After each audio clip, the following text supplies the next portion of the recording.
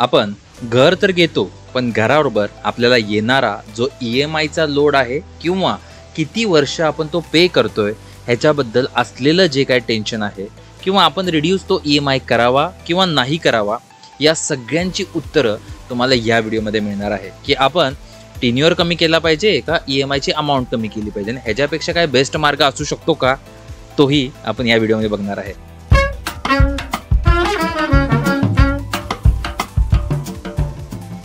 तर नक्कीच तुमचं स्वागत आहे या व्हिडिओमध्ये. मी Yogesh Lokhande, financial abundance mentor आणि founder of financial Azadi system. तर तुम्हाला या व्हिडिओमध्ये अशा गोष्टी बघायला मिळतील की ज्या ह्यापूर्वी तुम्ही कधी विचारातही घेतल्या नसतील किंवा विचार करताय पण काय स्टेप्स घेतल्या पाहिजेत आणि त्यासाठी काय हँड होल्डिंग असलं पाहिजे हे तुम्हाला नक्की या व्हिडिओत कळत आहे.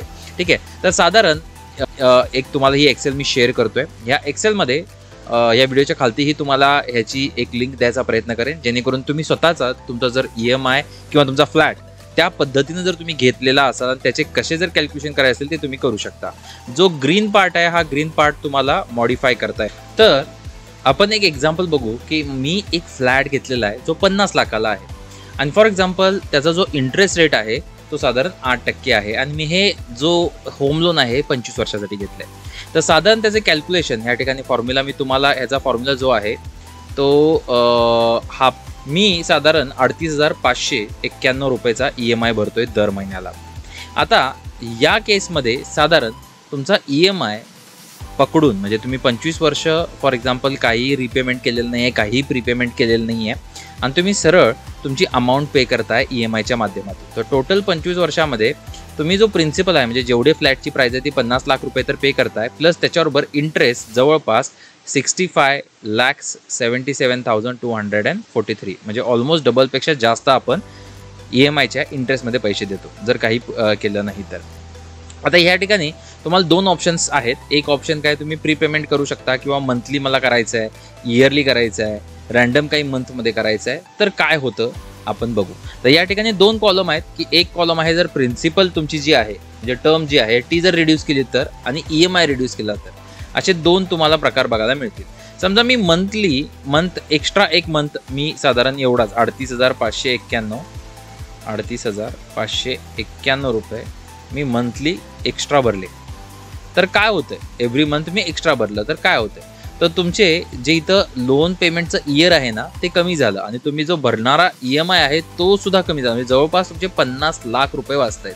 फक्त तुमचा जो पेमेंटमध्ये जातोय टर्मच्या ह्याच्यामध्ये म्हणजे टर्म जर कमी केली तर तुम्हाला साधारण 15 लाख रुपये तुम्हाला ॲडिशनल भरावे लागतात. आणि त्याचबरोबर तुम्ही इथे जर EMI रिड्यूस केला असेल तर EMIमध्ये 10 वर्ष लागतील तुम्हाला तेच हे करायला आणि तुमचं ऑटोमॅटिकली सेव्ह होतात एवढे साधारण 46 लाख रुपये. ठीक आहे, आता मी मंथलीच्या ऐवजी मी काय करेन किंवा मी मंथलीच्या ऐवजी इयरली म्हणजे प्रत्येक वर्षी एक एक्स्ट्रा मी EMI भरतोय. तर काय होतं आहे की इथे तुमची 4 वर्ष वाचतायत प्लस एक 13 लाख रुपये ते 13.5 लाख रुपये आणि इथे जर EMI रिड्यूस जर केला म्हणजे EMIची अमाऊंट इन्स्टेड ऑफ की तुम्ही इयरली भरताय पण त्याच्यामुळे पुढचा जो EMIचा टप्पा जो आहे तो जर तुम्ही रिड्यूस करताय तर इयर तुम्हाला तेवढेच लागतील पण त्याचबरोबर तुमची अमाऊंट साधारण एवढे म्हणजे सेव्ह होती. आणि जर मी इयरलीच्या ऐवजी साधारण मी काय केलं की बाबा मी काय करतोय, माझ्याकडे एक साधारण दरवर्षी एक साधारण 1 लाख रुपये येत आहेत. म्हणजे मी पहिल्या वर्षी 12व्या महिन्यामध्ये इथे 1 लाख रुपये मी ॲडिशनल भरले तर काय होतंय, तर माझे जवळपास इथं 5.5 लाख रुपये वाचतात कारण इथे मी टर्म वाचवतोय रिड्यूस करतो. इथे EMI रिड्यूस केल्यामुळे इथे माझे जवळपास 1.25 लाख रुपये वाचतात. मी हेच असे सेम मी परत काय केले की साधारण 28 म्हणजे 24 ह्याच्यामध्ये परत 1 लाख रुपये भरले. ठीक आहे, तर तुम्ही बघाल की 10 लाख रुपये इथे वाचतात, इथं 2.5 लाख रुपये वाचतात, इथं 2 वर्ष वाचतात. आता इथे मी 48व्या वर्षात एक भरला परत, म्हटलं 48मध्ये परत मला भरायचं आहे.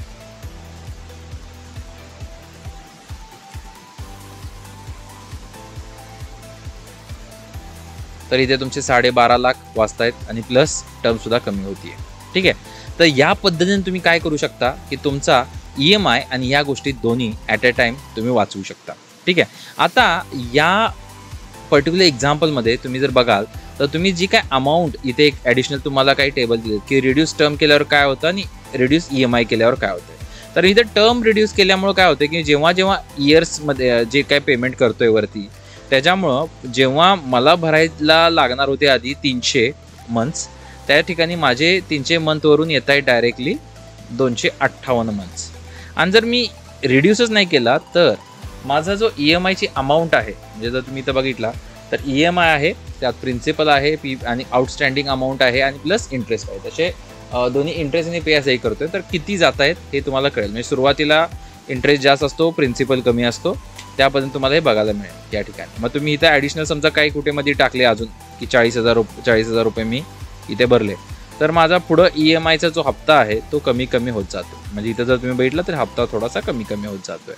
तर हा एक बेनिफिट पडतो तुम्हाला जेव्हा तुम्ही ह्या कॅल्क्युलेटरचा प्रॉपर वापर करता. ठीक आहे. आता हे दोन ऑप्शन तर प्रत्येकाला माहिती आहेतच की बाबा मला एक तर टर्म कमी करता येते किंवा EMI कमी करता येतो. पण ह्याच्यापेक्षा एक ॲडव्हान्स सिस्टीम आहे. त्या 2 ॲडव्हान्स सिस्टीम तुम्हाला मी सांगतोय. नक्की लक्षपूर्वक ऐका आणि या व्हिडिओला एंडपर्यंत बघितला, त्यासाठी तुम्हाला खरंच काही ना काहीतरी गिफ्ट देण्याचा प्रयत्न मी करेन. ठीक आहे. तर ह्याच्यासाठी तुम्हाला माझ्या .yogeslokhande या वेबसाईटवर जायचं आहे तुम्हाला आणि कोर्समध्ये जाऊन जागृती हा एक 5,000चा कोर्स 5 दिवसाचा तुम्हाला फ्री ऑफ कॉस्टमध्ये मिळतो. तर ह्याचा फायदा नक्की घ्या. हा तुम्हाला बऱ्याच गोष्टी सॉल्व करायला प्रयत्न करेल. ठीक आहे. तर ह्याची URL मी खालती देईन आणि त्याचा कुपन कोड पण तुम्हाला खालती देईन.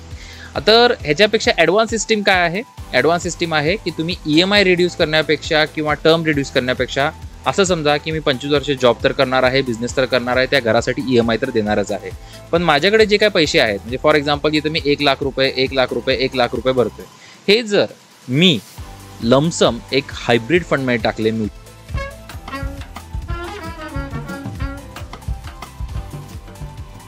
फंडच्या आणि साधारण 15% रिटर्न पकडला तर काय होतं त्या 1 लाखाचे, फक्त 1 लाख. समजा मी 12व्या महिन्यामध्ये भरलेत ते 1 लाख रुपये मी भरलेत फॉर एक्झाम्पल, एकदाच भरलेले आहेत. तर ते 5 वर्षांतर होत आहेत 2 लाख, 10 वर्षांतर होत आहेत 4 लाख, 20 वर्षांतर होत आहेत 17 लाख आणि 25 वर्षांतर होत आहेत जवळपास 33 लाख रुपये. म्हणजे तुम्ही जे काय ऑप्शन इथं बघताय त्या ऑप्शनपेक्षा बेस्ट काय आहे की तुमचा फ्लॅट तुम्हाला मिळतोय प्लस 33 लाख रुपये ॲडिशनल तुमच्या अकाउंटला तयार होत आहेत. Cash flow is a king. ठीक आहे.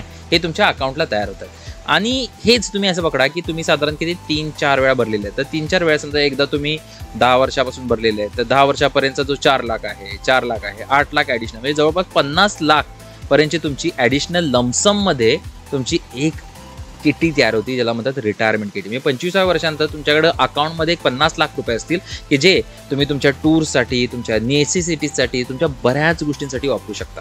ठीक आहे. तर हा एक मार्ग आहे, याला म्हणतो राजमार्ग, श्रीमंतीचा राजमार्ग.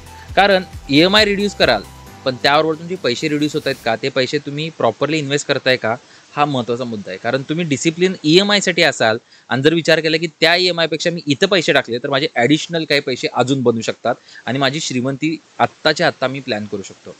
ह्याच्यासाठी तुम्हाला हँड होल्डिंग लागेल, मेंटॉर लागेल, ॲडवायझर लागेल. त्याचा नक्की फायदा घ्या. कारण काय होतं या जर्नीमध्ये आपल्याला बरेच प्रश्न पडतात पण ते कुणाला विचारायचे हे आपल्याला कळत नाही. आता दुसरा राजमार्ग काय की तुम्ही